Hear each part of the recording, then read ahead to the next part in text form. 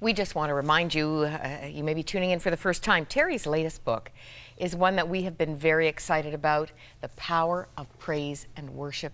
It's been transformational for so many people. An earlier book, Terry, I had people email me and talk about reading an earlier edition, smaller version of the same emphasis, and talk about the impact in their lives.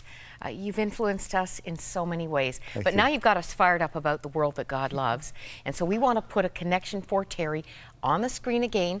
If you want to get behind James Bond here and all that they're doing in closed countries of the world, there it is, worldcompassion.tv. Interesting that Facebook can be blocked but not television. Is that right, Terry? True. They're beaming off satellites, and there's no way the Iranians can block it all. So there are gospel programs coming down into the nation, and all over the Arab world, right? You see satellites outside every house. It's such a great way. But what says more to me than anything is that Jesus himself is showing up. That's right. I had a lady in Erbil in the north get so excited. She came to me. She said, Al-Qaeda tried to blow up my house 2 years ago, and they left a brown bag on my doorstep with 10, 12 pounds of dynamite and a detonator in it, and the detonator had been cut. And she said the police started looking for these people. They found them yesterday. This was some time back. And she said, I've just come from the court.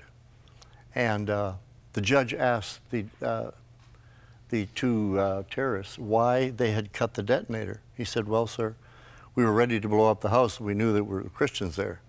And he said, we heard a voice from the other side of the gate say, these people belong to me, you can't blow them up.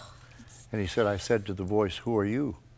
And he said, the voice said, my name is Jesus, and these are my people, and you can't blow them up. And he said, we ran. But he said to the court, he said, I don't know who Jesus is, but I think he's been following me for 2 years. And if anybody here knows who he is, I wish you'd show me. And those are stories that are happening all over the Arab world. I've heard that in dreams that people are coming to people saying, Jesus showed up in my dream. Who is he? And asking, asking people. People are searching, and he's showing up all over. I think that's a result of a lot of prayer. I remember the 1040 window we used to pray for that little part of the world, and now you see all these things happening where people are having dreams, and God's just doing the work. I think that's Cheryl, prayer. I've heard Terry say that he has gone to countries that he knows people have prayed for. It's the prayer that's opened the doors. And I feel the call of that prayer. I feel that prayer pulling me.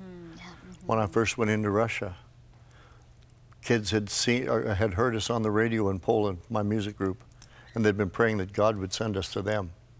I can't tell you, a young lady was weeping in our concert.